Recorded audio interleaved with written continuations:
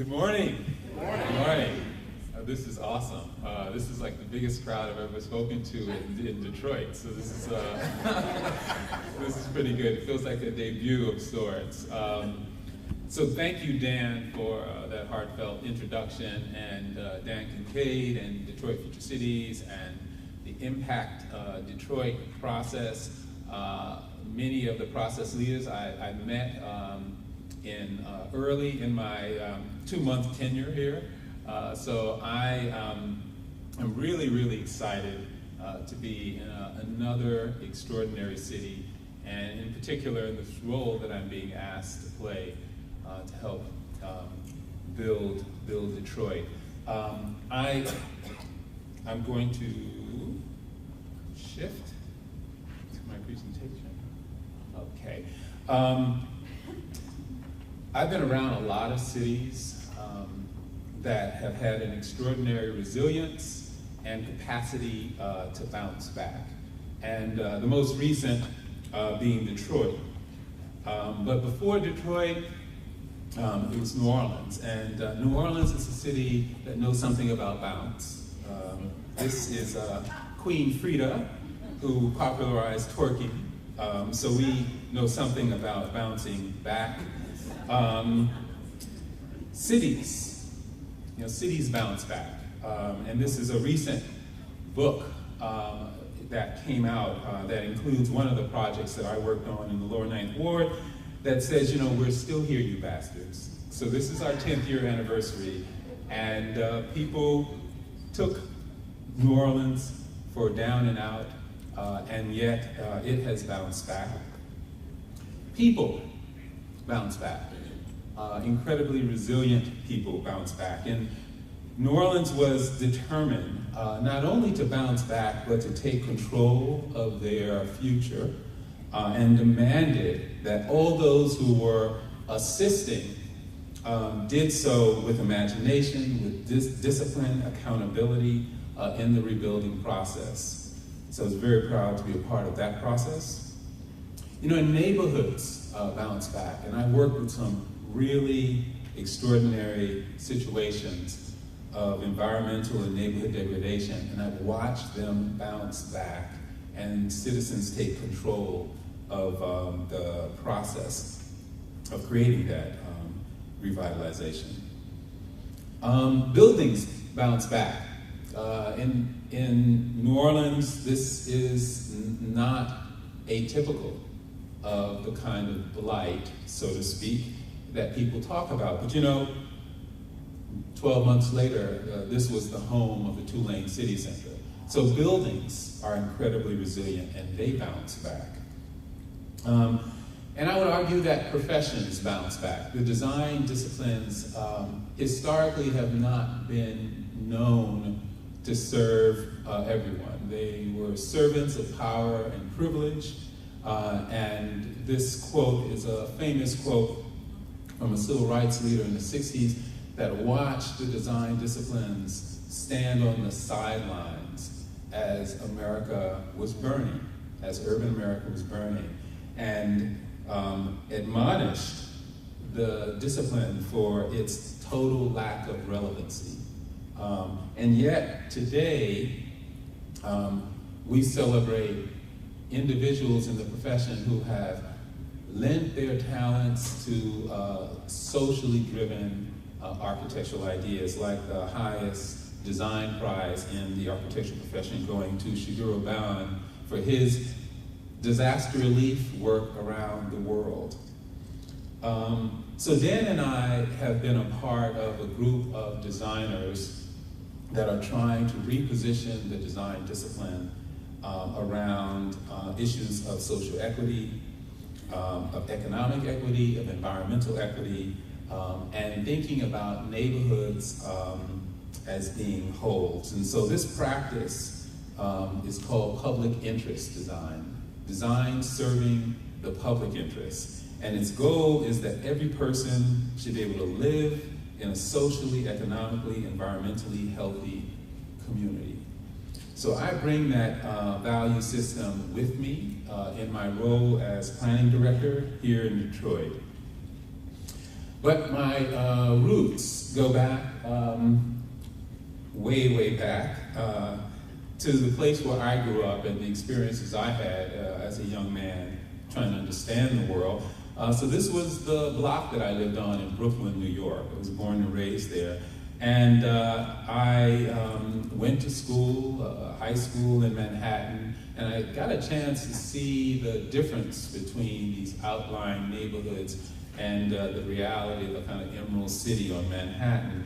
And that experience of going back and forth from a typical neighborhood, it was working class, middle class, African American neighborhood, to the place where I was educated at Cooper Union, was a pretty jarring experience, because I watched over the course of a 20-year period my stable neighborhood fall into rapid decline.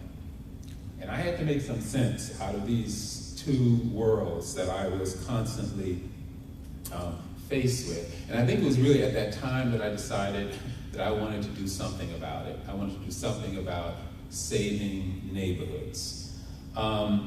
You know, like many architects, you know, they say go to Italy if you want to know what people live like when they live in urbane, walkable places. Go to Italy. And in my experience, in that 10-year experience, I met some extraordinary design professionals who helped me understand the power of design, of planning places very deliberately, like the planning director who was an architect of Pisa, and they designed entire swaths of their city very deliberately in the form and shape that those cities would take, and that left a very strong impression. But also my experience of building, working in the peripheral neighborhoods of the city of Florence and inserting new buildings, new places that reanimated those fringe neighborhoods. And I also met my lovely wife there. After coming back from Italy, I landed in Charlottesville, Virginia, which is a university town in central Virginia. And it's the place where Thomas Jefferson both was politician and designer of the University of Virginia. You know, many, the democratic grid of Washington, D.C., and quite frankly, if we talk about 7 Mile, 8 Mile, we're talking about Thomas Jefferson's grid that he spread throughout the entire United States. And there was something in his mind about the physical form and democracy. And he talked about design, activity, and political thought as being indivisible. So that was really profound for me, because it started to suggest that design, if I was going to have an impact on design, if I was going to have an impact on people's lives, I was going to have to engage in politics. So I began to understand the necessity of politics and the necessity of those who care about neighborhoods to be activists, to be advocates, to be instigators if necessary, and to be public in their citizenry. And so where do you go when you want to affect change in your neighborhood? Well, I became the president of my neighborhood association. That was my introduction. It was a fascinating learning process, because I had a whole lot more clout as a neighborhood association president than I ever would have had as a design professional.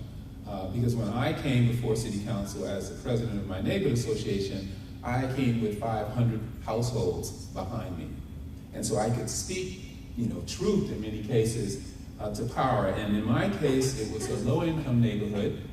And I simply started asking challenging questions to people in positions of authority, like why would a neighborhood that has houses that you see at the bottom of that slide would not be protected the way other neighborhoods in the city were. And over the course of a year of working with my neighbors, we got this low-income neighborhood to be designated as a historic district that changed pretty much the course of that history.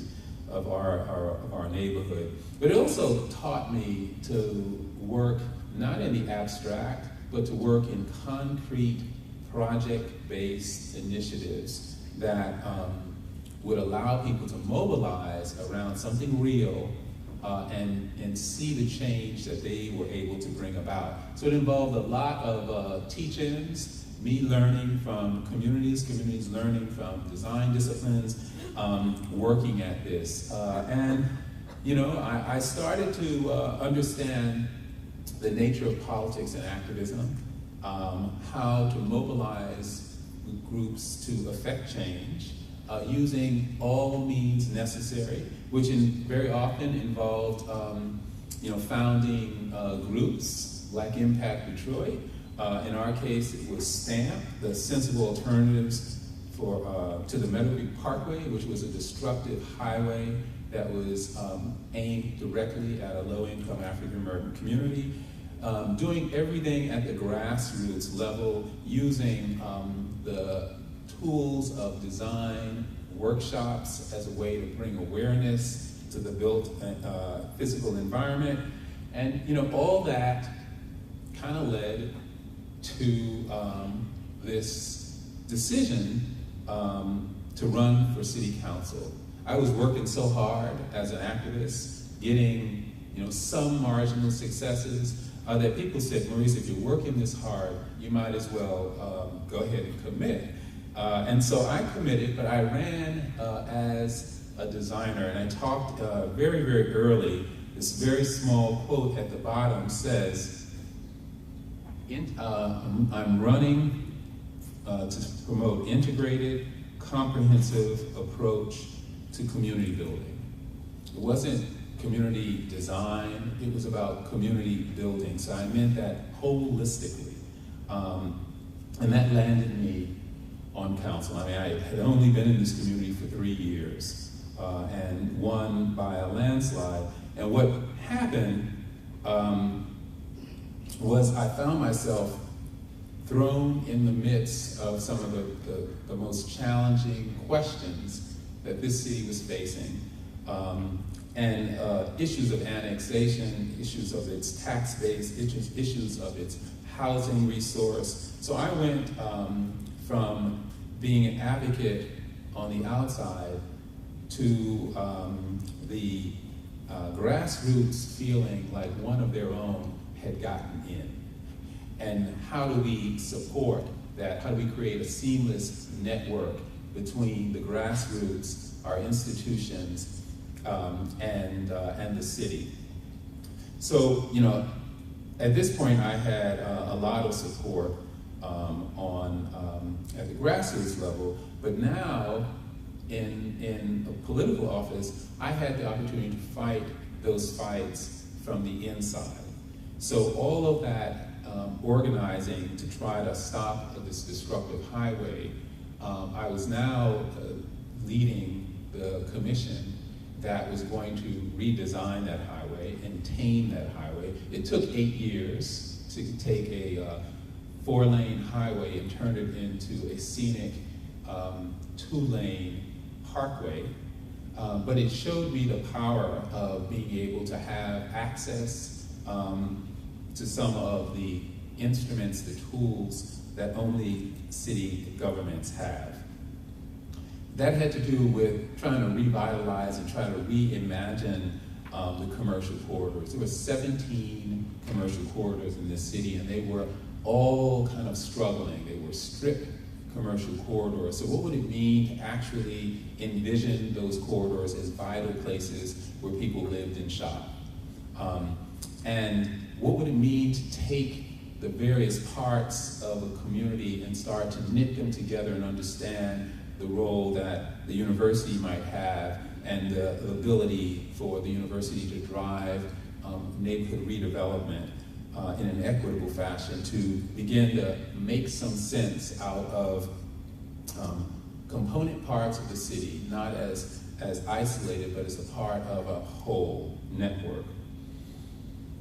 The other part was how would you make space for design advocates in the civic life of a community. We're so accustomed to fighting from the outside.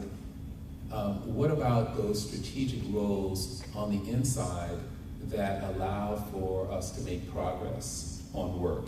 And for me, I began to understand, well, cities are governed by committees. Like there were over 40 different committees that were ultimately controlling how things progressed in this city. So I decided to get into a pretty serious, aggressive campaign to get a lot of my friends who were on the outside to come in and start to infiltrate these committees that were governing the city. And so at a certain point, whether it was a planner, an artist, urban designers, preservationists, we started to appoint them to boards and commissions. And all of a sudden we started having a community-wide discussion infused by these activists. And it was a pretty dramatic transformation. It was also a generational transformation because people like at 30 were being appointed to committees and not having to wait till they were 60 to be appointed to a civic board or commission. I think the other thing that was important that I felt was how staid and antiquated the public process for getting public opinion. So I don't know how many of you have ever been to a public hearing, but it can be a lonely, lonely proposition. And I thought, how could we change that as the exclusive way to gather public opinion? And I did that through things like design centers, places where people could come long before decisions have to be made to educate themselves as to the opportunities that exist in their community. And so pop-up design centers, moments for a neighborhood where you take over an abandoned storefront and you just create a hub to learn about an opportunity that exists in your community. These design centers would pop up all over town as issues of design and neighborhood development came up.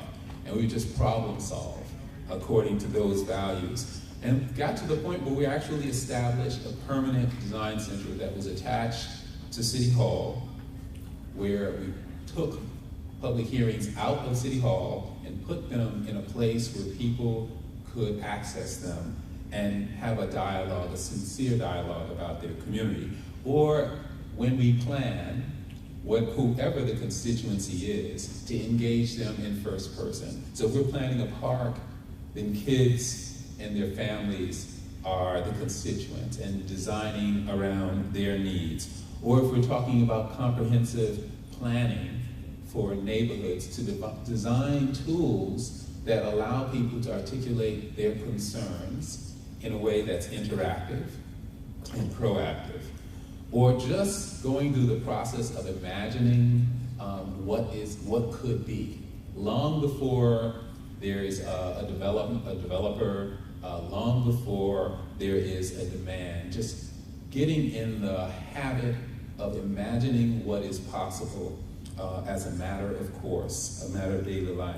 And then accepting the fact that much of the city as we see it is regulated. It looks that way because the rules dictate that it's that way. And how if you're trying to get a different kind of community, then you may have to throw out the old rules and set in new rules. And I think that's the process that Detroit Future City set in motion to try to reimagine what the city would be when you look at this enormous land asset that we have. In the case of Charlottesville, it was about trying to reimagine housing. A community primarily of single-family homes. How could you increase the options of how people might live in a city more densely? Condominium, rental housing, affordable housing, increasing the densities in the place where it makes sense. And also just using design and design excellence as a way to send messages to people about their value. like this transit center. This is a transfer center for buses, for people who have to wait on one bus to go to another bus. The idea that folks who are waiting on the bus can sit in a building like this, I can assure you, communicates very clearly about their value in the transportation network of a city. And I contrast that to waiting in a bus shelter in February in Detroit. So I mean, when I talk to developers who are talking about the role of transit, these are the things that are in my head, and I know that there's a gap between this vision and what historically we thought people who are using our transit system should be riding and waiting in. But simultaneously, while I was in that political position, I was working in the rural parts of Virginia for some of the poorest communities in the state. And it was an important process about both thinking about politics and the role that design has, and then working with folks who were advocating to have choice. So Bayview, Virginia is a rural community. It's one of the poorest communities in Virginia. And I worked with community leaders like Alice Coles and her grassroots organization, Bayview Citizens for Social Justice, to try to address some of the crippling issues of neighborhood disinvestment that they experience. And this is an extreme example. As an urban young man, I never saw rural poverty.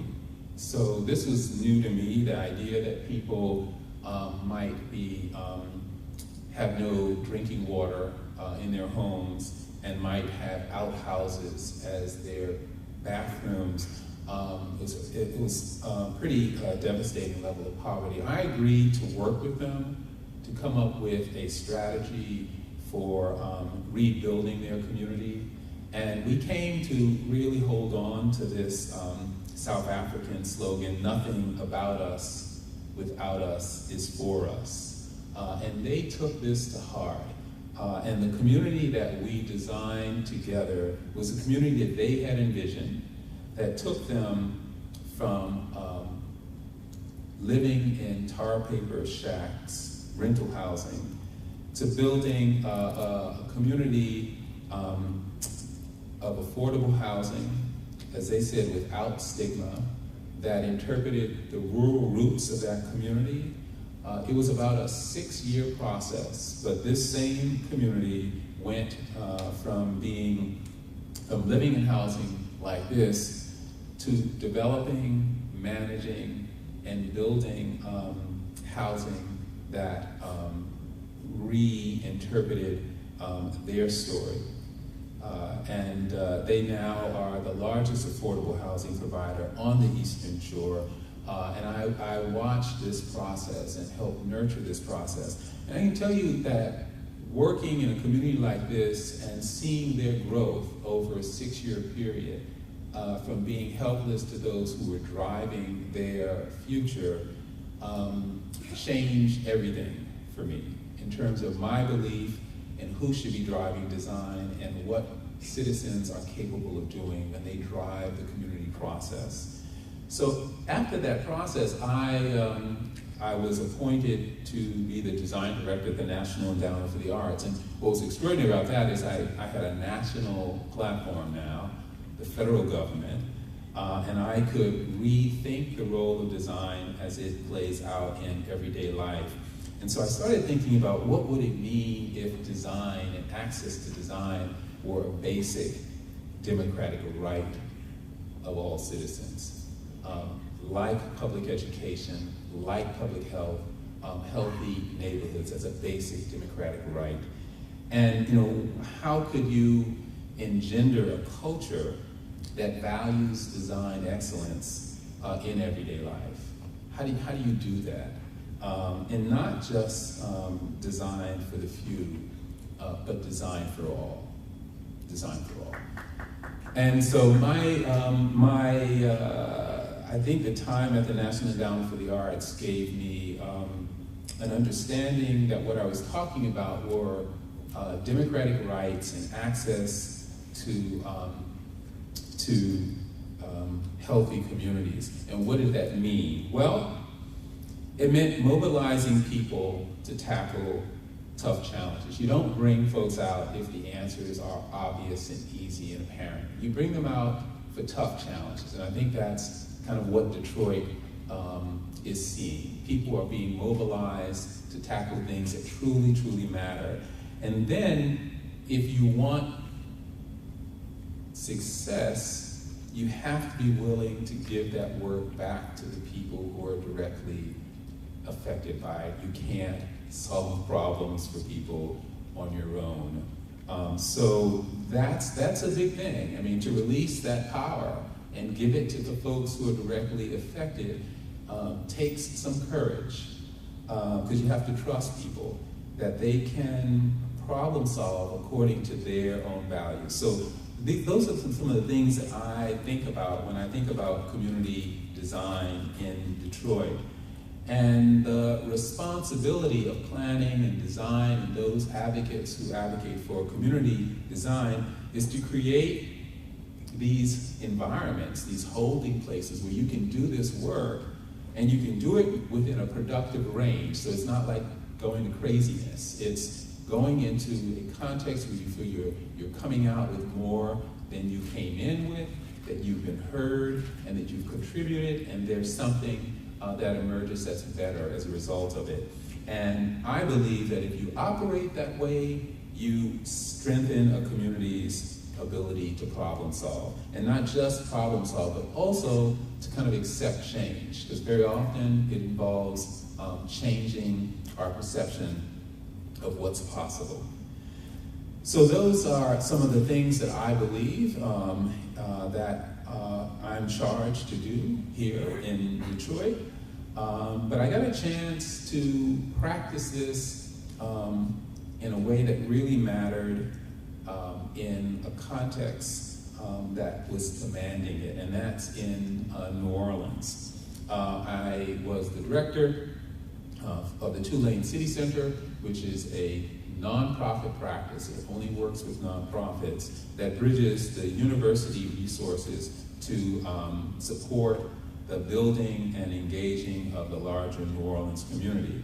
So what we're talking about in this case is building an empathetic community. I mean, trying to teach people who are going to do this work, design professionals, how you empathize with a community that you may not know, you may not have grown up with these folks. How do you learn to care about the lives of others? And work for, whether it's young people who survived Katrina, or whether it's the rural poor, or whether it's the migrant worker, how do you learn to empathize with their story? And allow communities to drive the design process. So when we talk about community-driven design, we're talking about using a set of skills that we all have, which are social skills, connections to other people, knowledge of stories, of the cultural value of those stories, and to use that to create a physical place or transform a physical place.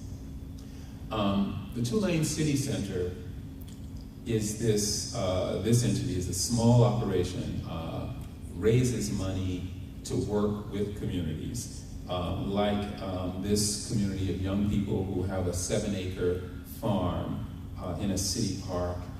And it involves small projects that have big impacts.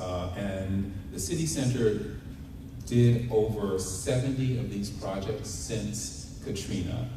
And my job was to take that city center out of the university campus and to locate it in the community where the work was being done. It was a big transition, which we made last year by opening up a 6,000 square foot design center in one of the roughest neighborhoods of New Orleans, and begin to bridge the university resources into the community.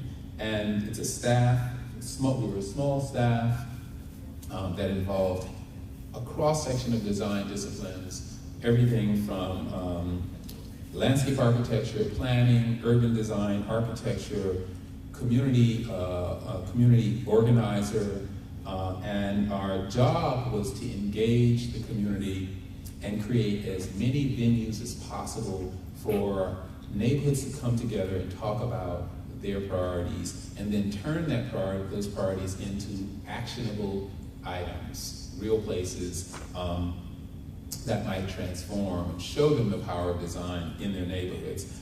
How do we do this? Well, annually we would put a request for proposals out to nonprofits across New Orleans, asking them what opportunities are there to use design strategically to transform your organization. And we would get dozens of responses, and a committee of university faculty and community members would sit and select the 3 or 4 or 5 projects that we would tackle annually, and that's how the projects were selected. And those projects varied. Things like working with a youth program that was trying to teach outdoor activities. So this is an outdoor classroom that was both designed and built by students, engaging the high school students who use that facility. Or the Grodat Youth Farm, which has received a lot of national attention, a 7-acre farm, and the building of a headquarters for that youth program, which you see in these kind of green container buildings. But sometimes the projects were very, very small, like Tony's Magellan Community Garden. This is a single lot, 14 weeks, a group of students working with community to reimagine this community garden. So this was the community garden. This was Tony's community garden. It was kind of beloved. It's kind of raggedy, but it was a place where people gathered. And in the process of connecting him with the technical assistance he needed over a 14-week, we transformed that community garden into a place, addressed many of the issues that were challenging the space, like flooding, using this as a way to use the issue of flooding as a way to create a series of stormwater retention gardens, so we could show how stormwater could be managed on the site. And then the team went out and built it. They just simply built it. And so the important thing here was that he saw an action and transformation of a place in a matter of 14 weeks. A lot of it also has to do with like working on the facades of buildings, trying to work on these commercial corridors, working with normal business owners to reimagine what's possible. And then lastly, I'll talk about the process that was written about in the book that we're still here, having to do with how to foster engagement across groups. So the Lower Ninth Ward, I was warned, don't go into the Lower Ninth Ward. Folks can't work together in the Lower Ninth Ward. We pulled together a coalition of 9 different groups who were fighting an inappropriate development that was planned for their neighborhood. And normally, they did it the way grassroots folks do. They protested. They protested in the streets. They protested in city council. What I thought we should do is take that energy and turn it into a process that enabled them to come up with a community-driven alternative. And so we did what you do. We met. We held teach-ins. We talked about the value of historic preservation. We talked about the value of the landscape. We talked about what it meant to come up with a development plan and a development scenario. Teaching as opposed to doing for, working with.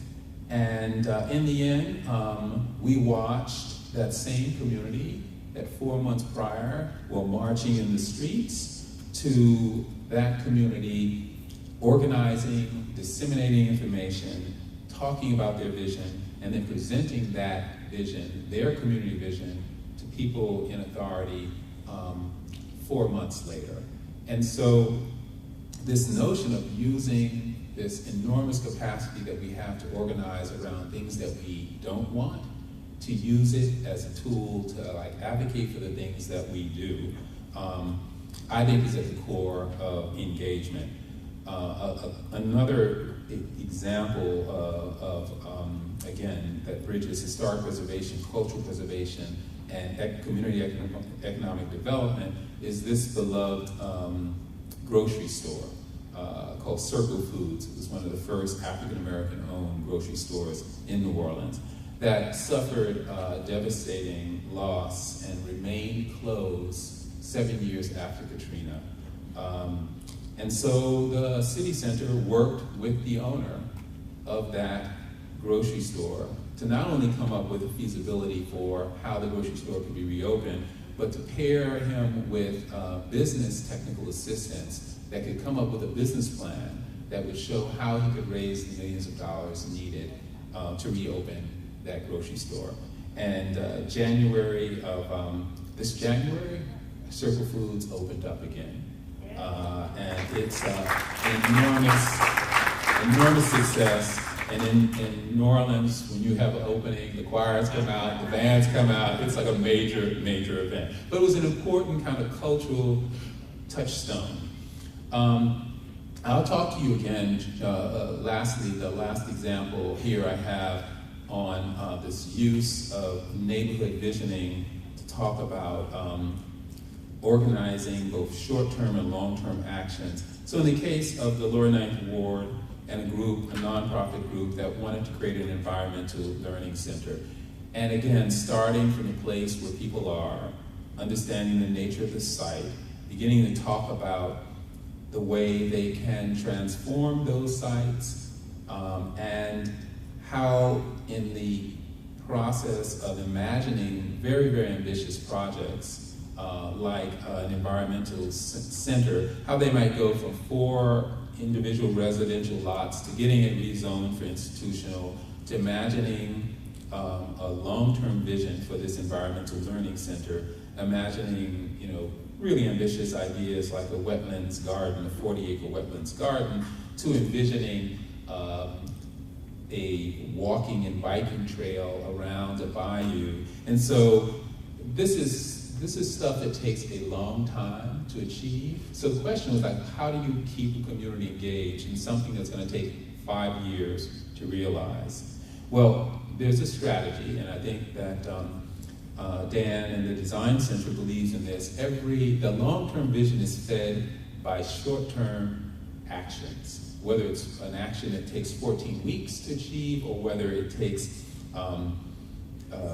4 months to achieve or 12 months to achieve, and those set of short-term actions produce a long-term result.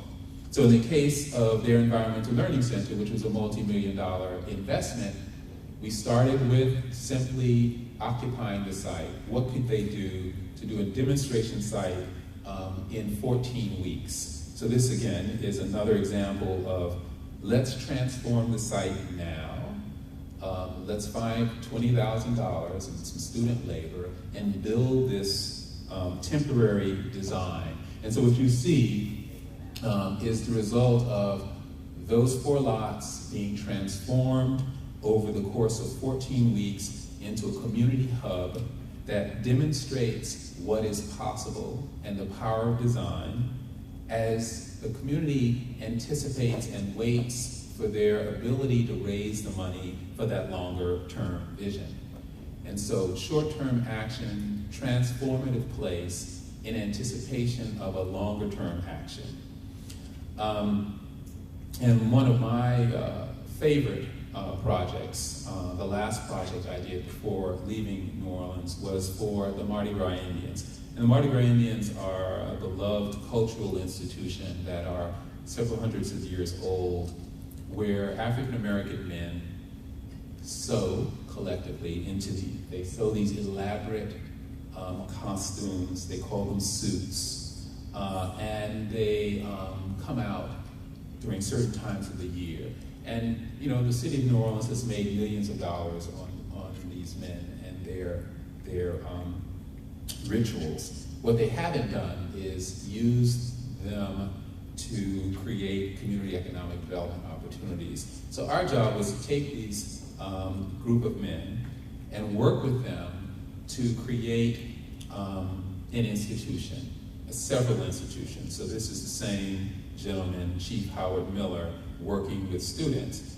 Short-term action. The short-term action in this case was to design a neighborhood-based Guardians Institute. Literally design a facility that shows them how they could have a home base for their institutions to organize their rituals.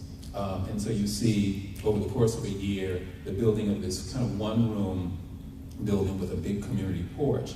That led to them saying, you know what, I think we would like to tackle an entire corridor, the corridor that we meet on. And so we started to work with them about acquiring land, acquiring an entire city block that would be the campus of the Mardi Gras Indians for their classes, for their performances. We just found out last week that the grant that we wrote received a $500,000 Art Place award for these gentlemen. So I hope that this arc that I'm trying to describe of folks who are engaged, who have a vision, connecting them to the kind of resources that they may not often have access to in order to realize and drive a community vision. And I'm going to end with just some thoughts or reflections on what this might mean for Detroit and imagining Detroit and this integrated approach to community development. First, I think it involves partnerships. It's where the city is partnering with institutions, that's partnering with community.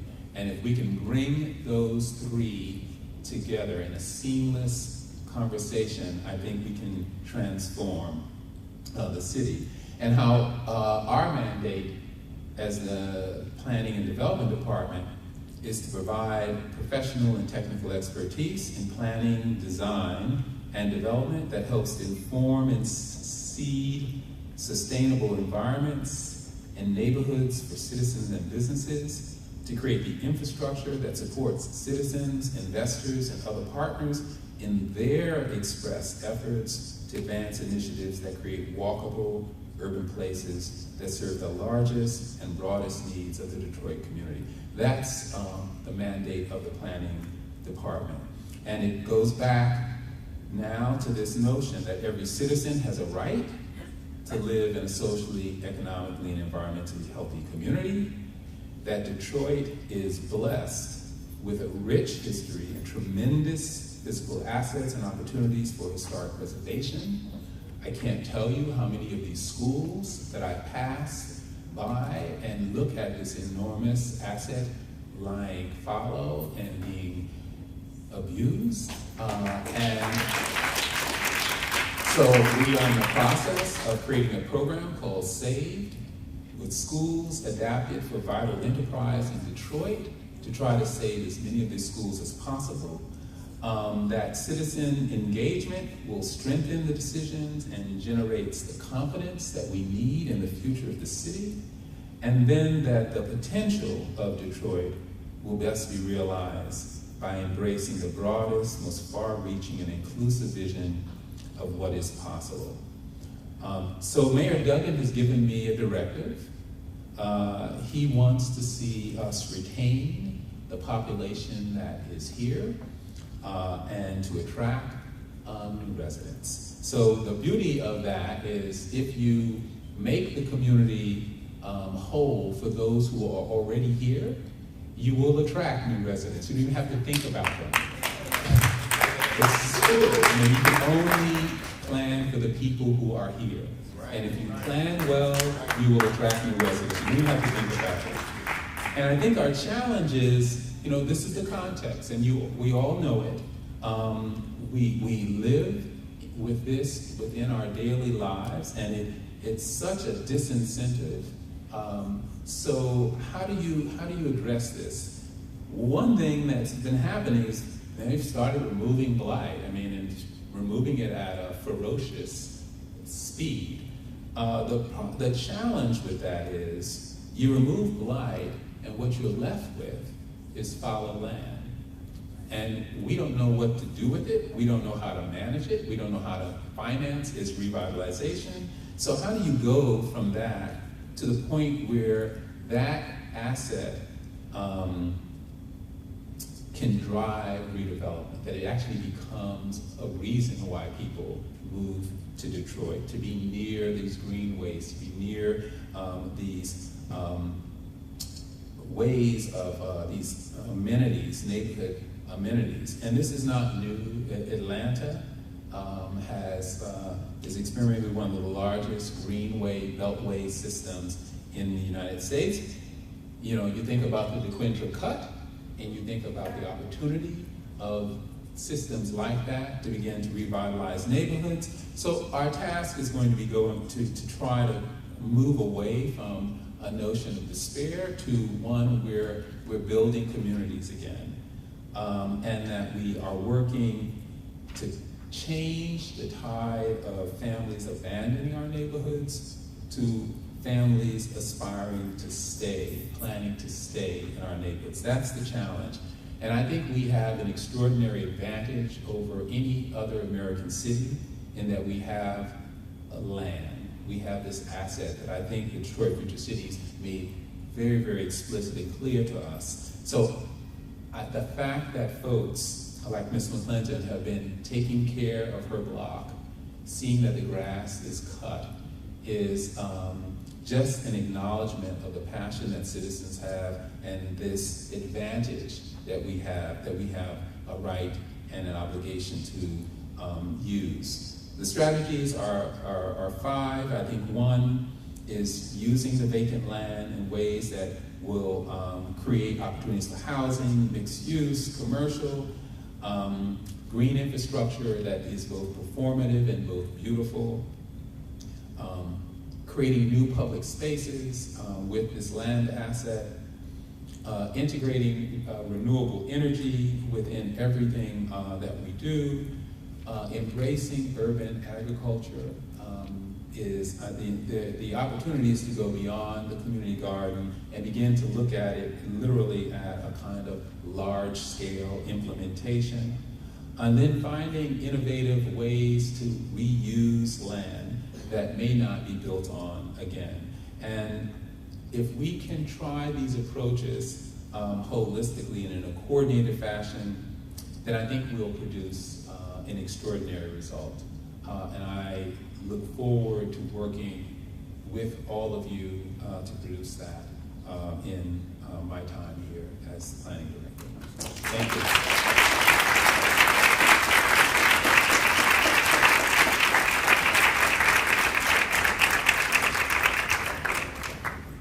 That seems to be